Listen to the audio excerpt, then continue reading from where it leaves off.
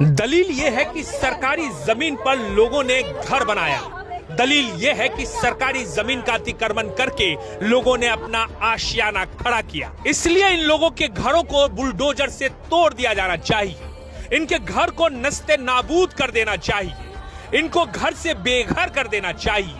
यह आदेश कोर्ट का है और कोर्ट का आदेश सर्वोपरि है, लेकिन सवाल उठाना भी वाजिब है।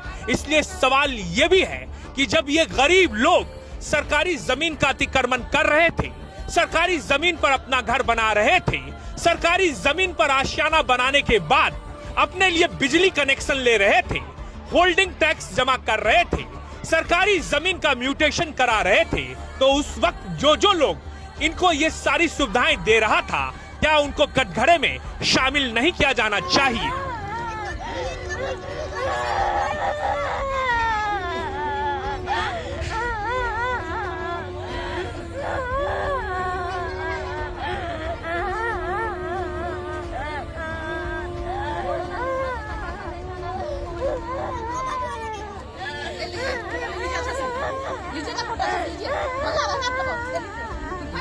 मजा आ रहा है आपको लेने में? छाती पीट पीट कर जो लोग रो रहे हैं, उनके आशियाने पर ये बुलडोजर चल रहा है।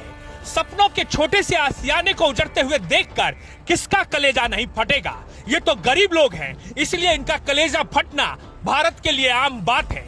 यहाँ भारत में आम लोगों का मतलब ये होता है जो गरीब होते हैं। उनके घरों को तोड़ना बहुत आसान होता है, उस पर बुलडोजर चलाना भी बहुत आसान होता है। इसलिए सबसे आसान है कि पूस की रात समझते हैं ना?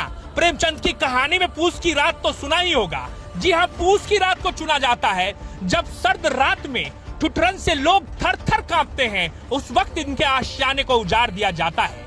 ये कौन लोग उजाड़ रहे हैं? ये वही लोग हैं जिन्होंने इनको यहाँ रहने के लिए जगह दी। ये सही है कि हो सकता है कि अवैध तरीके से अतिक्रमण करके ये लोग यहाँ रह रहे हों, लेकिन सवाल तो ये भी है कि एक सरकारी सिस्टम इस देश में काम करता है। जब ये लोग यहाँ अपना आशियाना खड़ा कर रहे थे, वो सरकारी सिस्टम कान में तेल डालकर कहाँ सोई हुई थी?